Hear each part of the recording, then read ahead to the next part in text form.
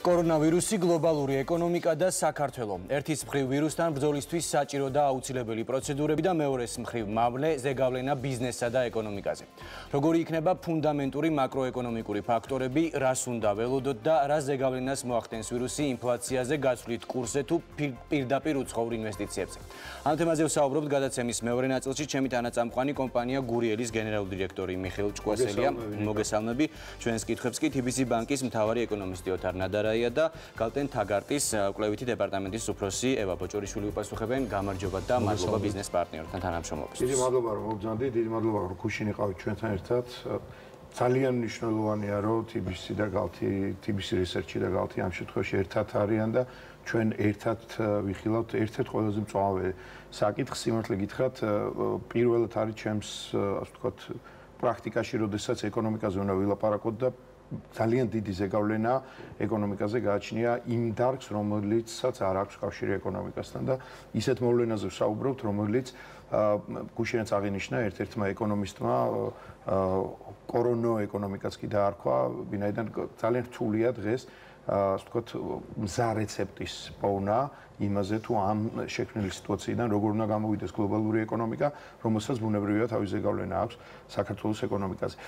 მოდით შესაძლო სცენარებზე ვისაუბროთ, ჯერ ზოგადად დავიწყოთ და შემდეგ გადავიდეთ უკვე კონკრეტულად საქართველოზე. დღეისათვის არსებობს სამი შესაძლო სცენარი.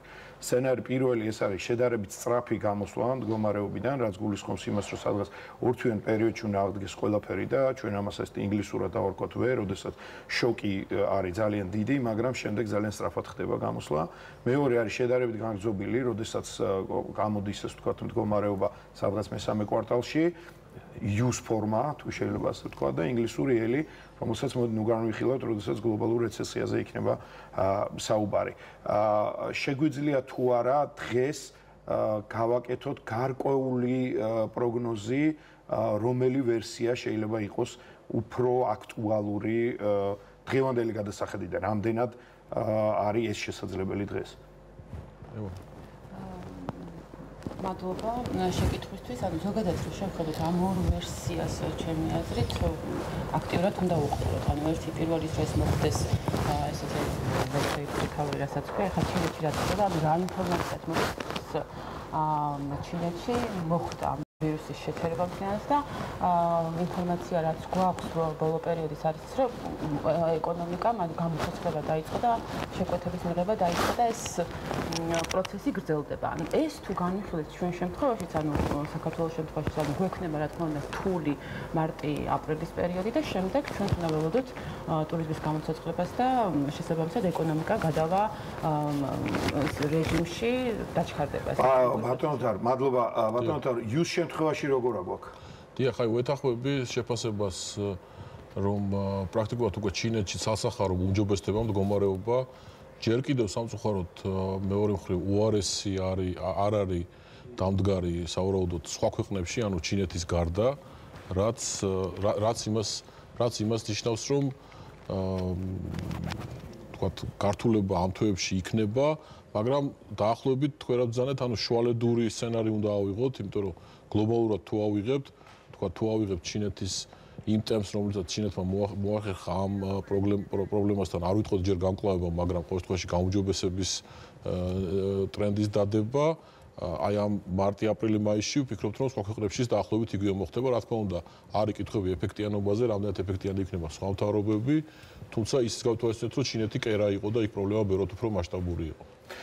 შესაბამისად არის პროგნოზი იმის, რომ თუ მალე მოხდება გამოსვლა, ეკონომიკური ზრდა შენელდება მხოლოდ 0.7%-ით და 2.9-დან შეიძლება დავიდეს 2.2-ზე დაახლოებით აი ესეთი და თუ კი იქნება ასე ვთქვათ შედარებით უფრო ხანგრძლივი გამოსვლა, სადღაც მესამე კვარტალში შეიძლება წელმა ვერ მოახდენოს ჩაყლაპვა, ასე ვთქვათ, მოდი ეს ტერმინით რო ვთქვათ, ამ შოკის და სადღაც ეკონომიკური ზრდის გლობალურად იქნება დაახლოებით 1.5% ზრდა მთლიანობაში. გლობალურად უფრო აი მე ვფიქრობ უფრო საშუალო სცენარი ჩინეთი ისევ და ისევ გვაქვს იმედი რომ სწრაფად გაუმჯობესდება, თუმცა დანარჩენი მსოფლიო რო თქვა დღეიდან სწრაფად გაუმჯობესდება, ალბათ ამის იმედი არ უნდა გქონდეს დაახლოებით მარტი, აპრილი, მაისი ამას დაჭირდება. ეს ყველაფერი თავის ზეგავლენას ახდენს საქართველოზე, თუ გლობალურად მოთხოვნის და მიწოდების შოკი წარმოიქმნება და ჩინეთი ამ მხრივ კიდევ უფრო მეტად მოქმედებს, იმიტომ რომ ღირებულებათა ჯაჭვში ჩინეთი მნიშვნელოვნად მონაწილეობდა.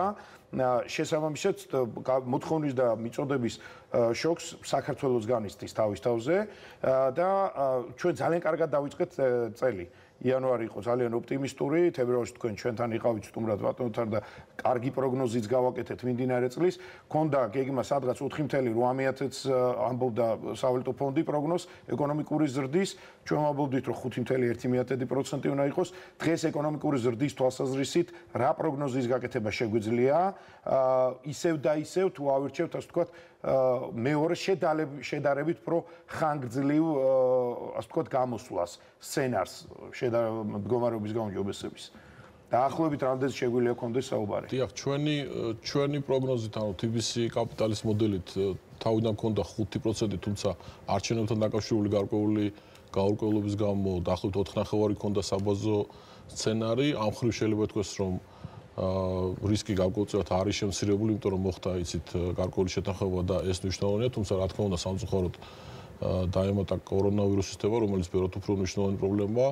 ისევ და ისევ დამოკიდებულია ეს რა ასე ვთქვათ, რა ტემპით იქნება გაუმჯობესება. ჩვენ ვფიქრობთ, რომ იგივე ტურიზმის ინდუსტრიაში მომდევნო სამი თვე იქნება ძალიან მძიმე და იქნება ძალიან მძიმე ვარდნა, თუმცა ზაფხულიდან უკვე ვფიქრობთ, რომ სიტუაცია დასტაბილურდება და შემდეგ უკვე წლის ბოლოს ველოდებით, რომ იქნება წელიწადზე ზრდა, თუმცა წლიური ზრდა მაინც პოზიტიური არ ვფიქრობთ, რომ იქნება ტურიზმის ინდუსტრიაში. ასევე ნავთობის ფასის თემა არის, ესეც წმინდა გარკვეულ უარყოფით ზეგავლენას ახდენს დღევანდელი რეალობიდან, სანამ თქვათ იგივე რუსეთის ბიუჯეტის ბუფერს ჩამოსდებოდა ფასი ვიგებდით, მაგრამ ეხლა უკვე ცოტა უფრო გასაგები რო იყოს მსმენელისთვის. მოდით ვთქვათ, რომ ტურიზმი საკმაოდ დიდი წილი აქვს კლიანტში და პროდუქტში ჩვენთან.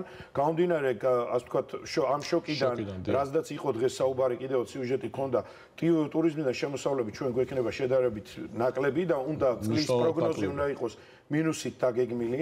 ასევე მნიშვნელოვანია ის, რომ ნავთობზე ფასი შემცირდა, ეს თავის ზეგავლენას რუსეთის ეკონომიკაზე მოახდენს და როგორც წესი ჩვენს ვალუტაზე რუსული რუბლის და თურქული ლირის ზემოქმედება არის მნიშვნელოვანია და ამან უკვე გამოიწვია გარკვეული რყევები ვალუტასთან მიმართებაში. ქალბატონევა, მე მინდა რომ მიუბრუნდეთ, ეხლა არსებობს ძალიან ბევრი ბერკეტი, როდესაც სიტუაციის გაუმჯობესებაზე არის საუბარი. ჩვენ სავალუტო საკითხებს, მონეტარულ პოლიტიკას მიუბრუნდებით, ამ შემთხვევაში ხშირად გამოითქმება მოსაზრება ფისკალური, ასე ვთქვათ, ბერკეტების გამოყენების. ფისკალურ ბერკეტებში ხშირ შემთხვევაში არის ხოლმე საუბარი იმაზე, რომ იცით, აი მოხდეს გადავადება გადასახადების, ან კიდევ უფრო პოპულისტური გადაწყვეტილებებია, რომ შევამციროთ გადასახადები, ან საერთოდ გავაუქმოთ გადასახადები. ბუნებრივია, რომ ამ ნაწილში მთავრობას მოუწევს რაღაცა გადაწყვეტილების მიღება, მაგრამ კიდევ რა ფისკალური ბერკეტები არის, უნდა იყოს თუ არა გადახედილი ბიუჯეტის დეფიციტი, უნდა იყოს თუ არა საუბარი იმაზე, რომ დამატებითი ფინანსური რესურსები იქნეს მოძიებული და მოზიდული მსოფლიო საფინანსო ინსტიტუტებიდან, იმისათვის, რომ ეკონომიკის მხარდაჭერა გაგრძელდეს და რეალური სექტორის მხარდაჭერა გაგრძელდეს. კი, აი თუ განვითარდა ჩვენთვის არასასურველი სცენარი და ეს განგრძობითი ხასიათი ქონდა ამ ვირუსს და შესაბამისად ნეგატიური გავლენები გაღრმავდა ეკონომიკაზე, რა თქმა უნდა, ეს ფისკალური სტიმული ამ შემთხვევაში არის ძალიან მნიშვნელოვანი ეკონომიკისთვის და ჩვენ ახლა ამ ეტაპზე რა პარამეტრებითაც არის დაგეგმილი ბიუჯეტის დეფიციტი არის მთლიანი და პროდუქტის 3%-ზე დაბლა, სახელმწიფო ვალი, მთავრობის ვალი არის მთლიანი და პროდუქტის 40% და ეს პარამეტრები ანუ იმის გათვალისწინებითაც რომ თუ ნეგატიური სცენარი განვითარდა, გადასახადები დაგვაკლდა და ამ შემდეგ ამის მიუხედავად თუ დამატებითი სესხის აღებას დაგვჭირდა, ჩვენ ვფიქრობთ რომ ეს ამჟამინდელი პარამეტრები ისეთ დონეზეა, რომ მნიშვნელოვნად არ გაუარესდება. ეს ყველაფერი, ანუ ამისთვის სივრცე არის, ფისკალური სივრცე, რომ მთავრობამ აიღოს დამატებითი ვალი და დაეხმაროს ეკონომიკას. ახლა ამ შემთხვევაში თუ ამ ნეგატიური სცენარის დროს ძალიან მნიშვნელოვანია, რომ მოხდეს საგარეო დაფინანსების აღება, რადგანაც ეს თავისთავად ლარსაც ეხმარება და ამ შემთხვევაში ჩვენ უცხოურ რეზერვებსაც ზრდის და ეს არის ძალიან მნიშვნელოვანი. ამ კუთხითაც ეხლა რასაც უყურებთ ჩვენ მსოფლიოში IMF-საც აქვს გამოყოფილი თანხები, მსოფლიო ბანკსაც აქვს გამოყოფილი თანხები და ის ქვეყნები, რომლებიც ყველაზე მეტად არიან დამოკიდებული ტურიზმზე, ამ შემთხვევაში უპირატესობა აქვთ, რომ ეს სახსრები შედარებით ადვილად მოიწიონ და ეს საკითხიც უნდა განიხილებოდეს ჩვენი. ძალიან დიდი მადლობა. ძალიან მნიშვნელოვანი იყო ის, რაც თქვენ აღნიშნეთ, იმიტომ რომ როდესაც ჩვენ ფისკალურ სტიმულზე ვლაპარაკობთ, ხშირ შემთხვევაში სწორედ გადასახადებისკენა გვაქვს მიმართული. რა თქმა უნდა, მე არ გამოურიცხავ, კიდევ ერთხელ ვამბობ, რომ საგადასახადო კუთხით ჩვენ გარკვეული, ასე ვთქვათ, ცვლილებები შევიტანოთ, მაგრამ გადასახადებიდან მიმართებაში ყოველთვის უნდა ვიყოთ ფრთხილად, იმიტომ რომ ეს მთლიანად ფინანსური დისციპლინის საკითხზე ძალიან მნიშვნელოვან ზეგავლენას ახდენს და ერთგვარი, ასე ვთქვათ, მცირედი, რა თქმა უნდა, საჭიროა გარკვეული კორექტივების შეტანა, მაგრამ ამან არ უნდა გამოიწვიოს შემდეგ მე ამის გავრცელება ზოგადად მთელ ეკონომიკაზე. ამიტომ ის რაც თქვენ აღნიშნეთ, რომ ბიუჯეტის დეფიციტი, რომელიც 3%-ზე ქვემოთ არის, შესაძლებელია, მე ვფიქრობ და გეთანხმებით ამის გადახედვა.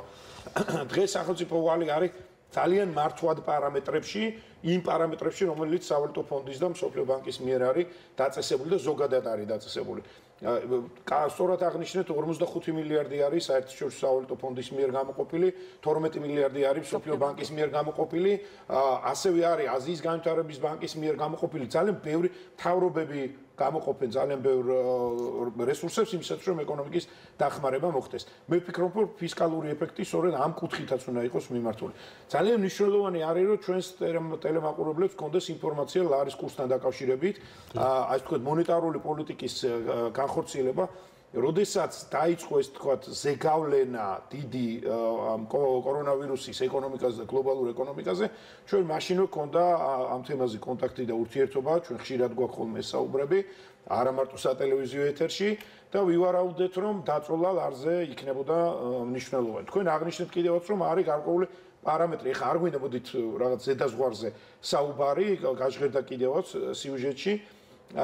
შეგვიძლია თუ არა ვთქვათ რომ ჩვენ უნდა ველოდოთ მონეტარული პოლიტიკის შერბილებას.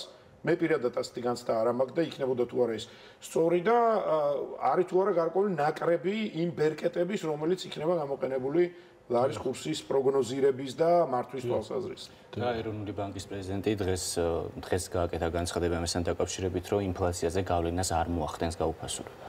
კი ბატონო, პირველ რიგში გეთანხმებით ფისკალურ სტიმულთან დაკავშირებით და ძალიან მნიშვნელოვანია საგარეო დაფინანსება. რეალურად ჩვენ გვაქვს რაც არ უნდა, ასე ვთქვათ, სხვადასხვა სცენარი ავიღოთ, გვაქვს მაინც მოკლევადიანი შოკი, ანუ გარკვეულ პერიოდში ეს დამთავრდება და აკადემიურად, ანუ მოკლევადიანი შოკი, გრძელვადიანი შოკისგან იმით განსხვავდება, რომ ამ მოკლევადიან პერიოდში შემოდინებების დაბალანსება შესაძლებელია, მანამ სანამ ეს აღდგება, ამიტომ ასე ვთქვათ, საგარეო დაფინანსებით პირდაპირ ვთქვათ, ვალუტის მოტანა არის მნიშვნელოვანი. იგივე მონეტარულ პოლიტიკას და კურსს რაც შეეხება, ლოგიკურია, სამწუხაროდ რომ ლარი გაუფასურდა, რა ვთქვათ, დაახლოებით დღევანდელი ნიშნულიდან გაუფასურდება თუ არა, შემდეგ რა თქმა უნდა შესაძლებელია, თუმცა მე ვფიქრობ, რომ ასეთ შემთხვევაში ამას რეაგირება მოყვება. ჩვენი აზრი ასეთია, იგივე თქვენ შერბილება ახსენეთ და ნუ დღევანდელი გადასახედიდან ჩვენი პრაქტიკულად გამორიცხულია ეს და თუ დღევანდელი ნიშნულიდან დაახლოებით სადაც არის კურსი გაგრძელდა კიდევ გაუფასურება, მე ვფიქრობ, რომ გამკაცრება ლარში და ვთქვათ შეიძლება შერბილება ვალუტაში რაც იყო 2019-ში, ვფიქრობ, რომ ეს მოსალოდნელია ასევე რეზერვების გარკვეულ გაყიდვასაც არ გამორიცხავს. თუ არ ვწდები კომიტეტის ხდომა 18 მარტისთვის არის და დღესაც გააკეთა ეროვნული ბანკის პრეზიდენტმა განცხადება, რომ ჩვენ არ უნდა მე ვერ ვხედავ იმ ასე ვთქვათ წანამძღვრებს რატომ უნდა მოხდეს ასე ვთქვათ ლიბერალიზება მონეტარული პოლიტიკის, ყველა ეს უნდა იყოს ბატონო ინფლაციას ჩემის აზრით დეფიციტიდან გამომდინარე თუ ჩვენ ვამბობთ რომ დეფიციტის თემა შეიძლება რომ გადაიხედოს, მე ვფიქრობ რომ ინფლაცია არ უნდა წავიდეს უფრო მეტად ამ კურსის პირობებში, მაგრამ არც ქვემოთ დაწევას არ ველოდები სიმართლე გითხრათ.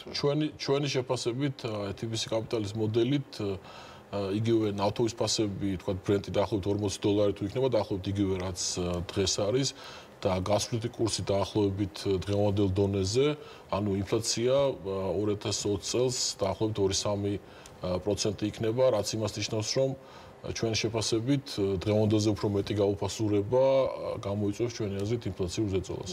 ხო, ანუ ამაზე უნდა შევთანხმდეთ, რომ თუ ამის ზემოთ მოხდება, ასე ვთქვათ, კურსის ცვლილება, ეს დაწოლას გააძლიერებს ინფლაციაზე.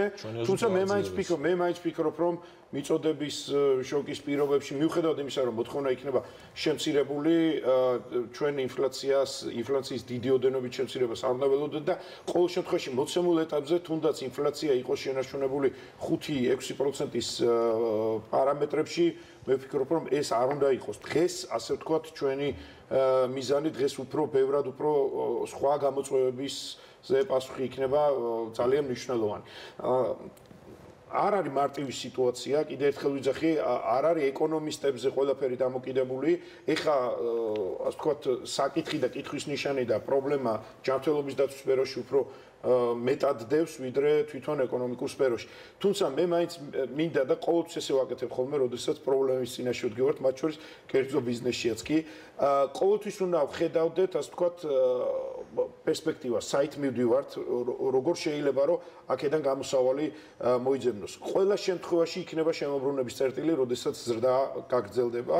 უნდა ვივარაუდოთ, რომ ეს მიმდინარე წლის განმავლობაში მოხდება.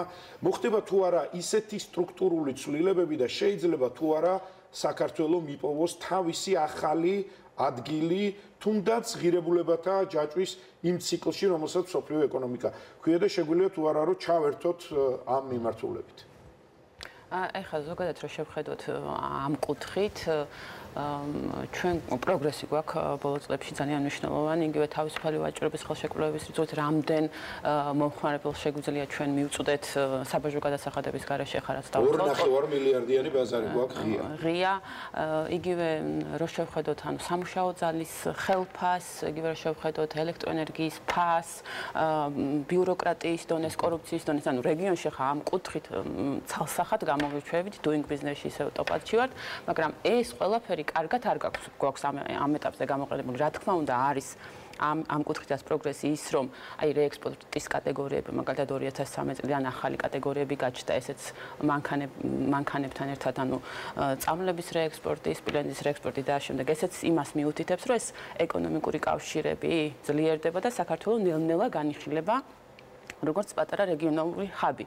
და ეხლა მომავალში აი ამ პროცესებმა შეიძლება ეს რაც გვაქვს, ეს ყველაფერი რაც ჩამოთვალე, კიდევ უფრო მეტად მიცეს ბიძგი, რომ ინვესტორებმა განიხილონ საქართველოს როგორც ადგილი, სადაც აწარმოონ და შეიძლება ერთ-ერთი ალტერნატივა იყოს გარკვეული თვალსაზრისით იმ ღირებულებათა ჯაჭვში, რომელიც აქამდე იყო ჩამოყალიბებული.